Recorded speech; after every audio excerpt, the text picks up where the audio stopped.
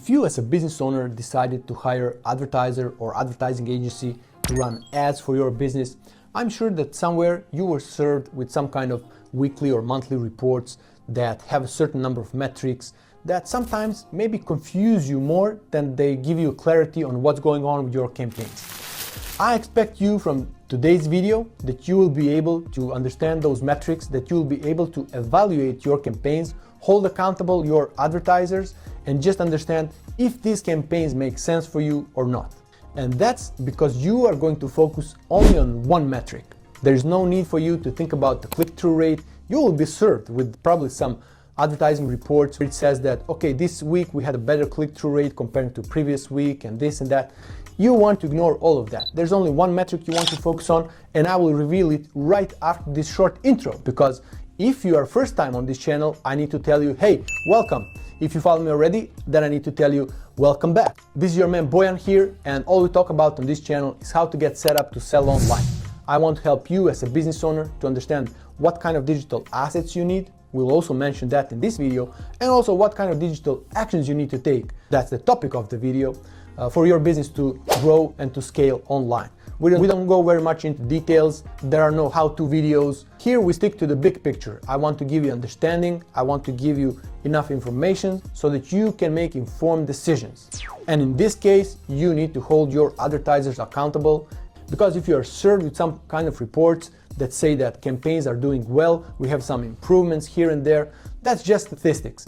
And I think politicians there do the same. You can see them saying, hey, we have far less unemployment comparing to Q1 2014. I mean, who cares? It's 2025. What's going on? What's the unemployment rate? Tell me the number. You know those tricks. So with statistics, you can paint whatever you want. You just find the right statistic to show, and then those statistics will look good. But you, as an informed business owner, you will know what metric to follow.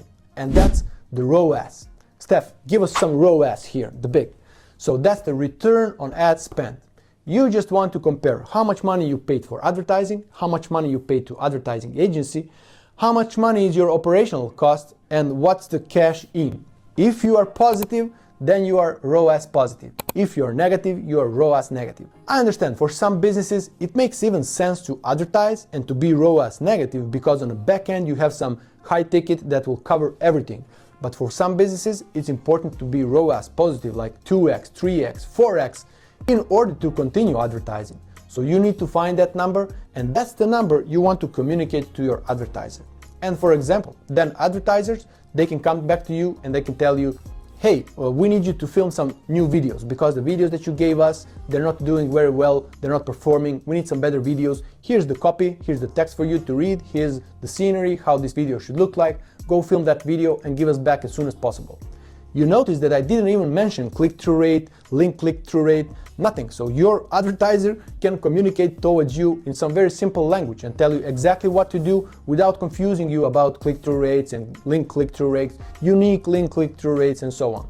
So as you noticed, usually on YouTube, we need to keep attention, we need to keep some very important information to the end of the video. I gave you this right away, so you can stop here. You already know that's the metric that you want to focus on. And in case you want to learn about some other metrics, some of those metrics that you've been served from your advertisers. And by the way, don't want to put anybody down here. When I was starting, those are the metrics that were confusing me too. And throughout the years, I learned what's the most important for me as an advertiser and what is the most important for a business owner. As I just explained, you just want to focus on ROAS, and I will focus on some other metrics to get the desired ROAS that you told me that you want to achieve. I hope this was more than clear. Now, for all of you who want to learn something new, who wants to understand these metrics, basically I will show you why these metrics are totally irrelevant to you. Because I will show each one of these and you will understand that none of these metrics actually matter to you as a business owner.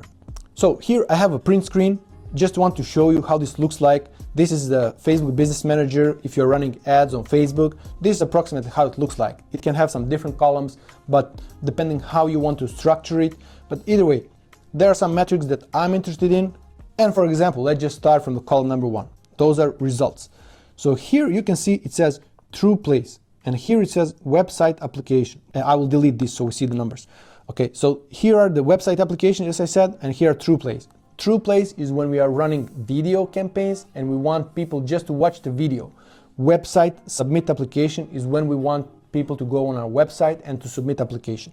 Those are the metrics that I want to have in first column. Now, this website submit application, this is maybe not so important to you in a sense that you want to be very careful how many website applications we have here. But as I was saying about the complete digital infrastructure, I cannot repeat that anymore. I just saying this over and over again. It's very important, especially if you are running ads.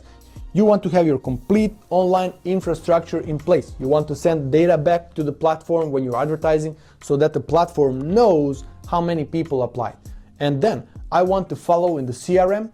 If I have, for example, 250 applications that came from advertising, and here I have 180, that's the problem, that's the discrepancy. The machine is not getting enough information back. Basically, we want to inform machine for each application so that machine can be sure that these people applied. And that's very difficult to do if you are relying only on this platform without sending some data back from the CRM, from the analytics. Again, I talked about complete digital infrastructure in some different videos. Go check them out. Next column, reach. How many people we reached? How many people saw our ad? Is this relevant to you? Why should it be? You shouldn't care less how many people saw the ad. If 1,000 people saw the ad, or if 10,000 people saw the ad, if you are ROAS positive, would you care about it? No. Next, views. This is the number of how many times people saw our ad, how many times our ad is served. Again, is it relevant to you? Absolutely not. ROAS, that's all you want to care about. Frequency, how many times somebody saw our ad. Again, totally irrelevant to you. Why would you care about it? Cost per result. Now, this is something that I want to be aware of as an advertiser. And again, if I'm not reporting correctly back, this number here is not going to be correct. And we have a goal to keep our cost per application under $20. So are we good with this? We are good. So as long as this is okay, I will keep this ad going. I will not turn it off. As you can see, it's turned on.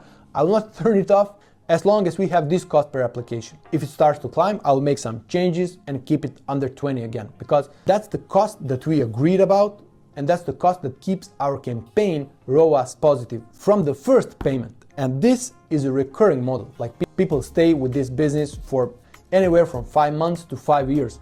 They have a great retention rate, so people are staying with them for a long period of time. They are ROAS positive from the first transaction, and basically everything that comes after is already a bonus. Next column is the budget. This is something you want to be aware of. I talked about the minimum daily budget. You can see here that there are some smaller daily budgets. These are retargeting campaigns. We were actually retargeting people that didn't convert on the first ad. And in these cases, it makes sense depending on the audience. It makes sense to go with less than $100 per day. You can also see that there are some smaller daily budget that were producing this kind of results that we wanted, right? But again, it stopped producing results. Right now it's turned off, and that's it. We are just keeping this campaign that is creating results for us, and we don't want to complicate with 20 campaigns running at the same time. We have just two, one for conversion and one for pre-framing. I talked about this in some other videos. When you finish with this one, if you want to learn more, go watch some other videos on my channel. Next column, amount spent. This is something you want to be aware of as a business owner. As we said, how much money we are spending on advertising, how much money we are paying to advertiser, and what is our operational cost. How much money came in? Are we ROAS positive or are we ROAS negative? Again, that's what you want to focus on. And here are some more metrics. We are coming to this click-through rate all, cost per click, unique click-through rate, and so on. What does this mean? Again, for you, it's totally irrelevant. Don't get confused with these numbers.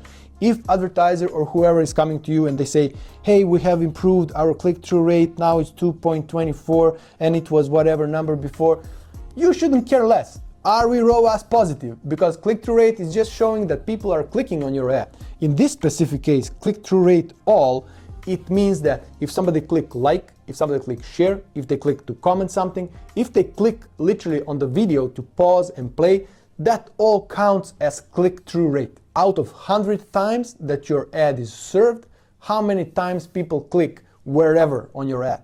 And sometimes even accidentally. I'm sure you did that. My wife is doing this all the time. Like, she's just scrolling and suddenly she has some new friends and she clicked and went on some website she wasn't even aware of.